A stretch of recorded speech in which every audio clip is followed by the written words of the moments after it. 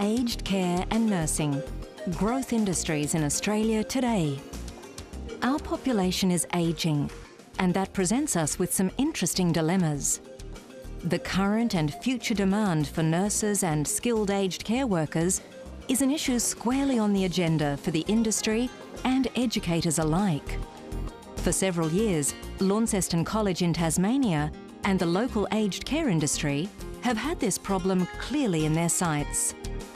Together, they are delivering a highly successful vocational education and training aged care course, which is reaping outstanding benefits for the students and the local aged care community.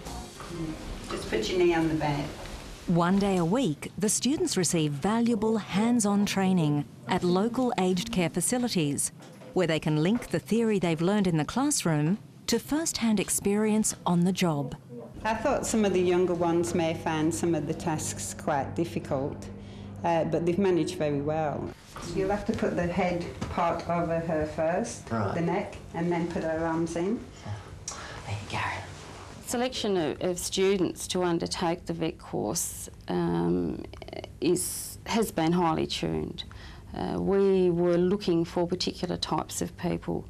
There's been a myth in the past that only older, more mature type motherly people could look after elderly residents, and that's not the case. There's a lot of young people that have the caring, compassionate type qualities that we're looking for. There we go. I'll go and get some brekkie. Thank you. Benefits for the nursing home in having the VET course is that we have a ready recruitment base. Our staff invest a lot of time in training the VET students, and at the end of their placement we quite often have the carers coming to me and saying, don't let them go to another nursing home, we want them here, you've got to employ them, and that's great. Can you lift that arm a little bit for me? The course allows young people to study and gain on-the-job experience in aged care while they're still at school. The students receive industry-recognised qualifications as well as their secondary certificates. 18-year-old aged care student Claire Thompson now plans to go on to nursing. Thanks to the experience and qualifications she's gained through the VET course, the home has been able to offer her casual employment while she continues her studies. The residents really have accepted the younger ones. Even though some of them are quite young, they're able to talk to the residents at their level and chat about things that maybe we wouldn't chat to them about because we're older staff members. What do you reckon, Melba? I reckon you're with all the girls. Yeah. Marvellous, isn't it? Yeah. I like talking to them, hearing about all their old stories and that from way back. I've got one lady, she tells me the same story every week, but I'll go along with it. I reckon I know it word by word, but yeah, it's good. I really enjoy it. But the bottom line is, courses like this do attract students to nursing and aged care. They also expand local employment opportunities for young people in rural, remote and Indigenous communities. We are going to need trained workers. We're also going to need in the future registered and enrolled nurses that have an interest in aged care. If we can attract these young students while they're still at school into an industry that has never been particularly attractive, especially in the nursing areas, when they've gone on, done their training, in years to come, they're going to come back to their first love, which was aged care. Like the aged care industry, Australian hospitals are developing their own strategies to address the growing demand for nurses and skilled aged care workers. St George Hospital, one of the largest acute care hospitals in the Sydney metropolitan area, is doing just that. Every Tuesday, students from 10 local high schools take part in the hospital's new nursing studies course. Now you need to check the airway. Make sure the airway is open by lifting the chin and tilting the head. Next, you need to see if she's breathing by look, listen and feel. Part of my brief here at the hospital as a nurse educator is to promote nursing in the high schools.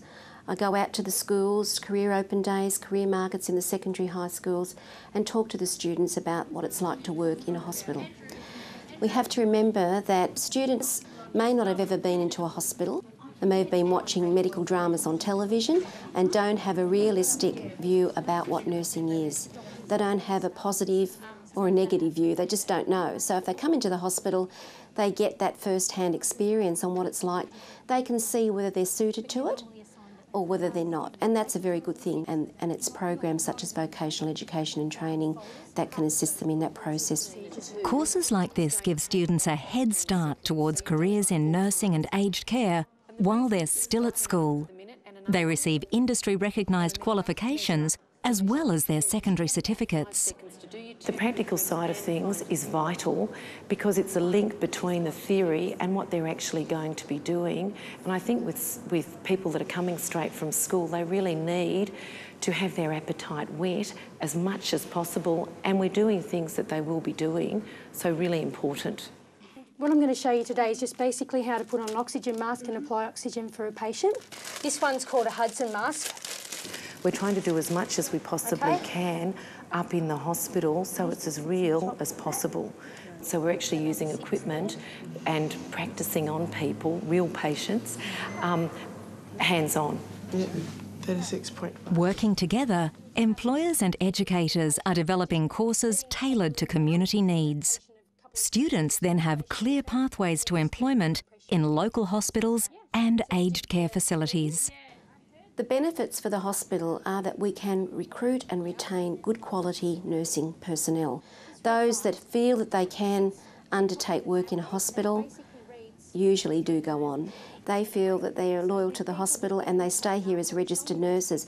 We actually have a 99% retention of those students. It's really, pushed me in the right direction of where I want to be, and nursing is where I want to be. Before I started the course, I had no idea of what I wanted to do. So now I've sort of gone into the course and come and done the practical side of it here. And now when I want to go to uni, now I know I want to be a nurse, and I'm for sure I know what I want to do.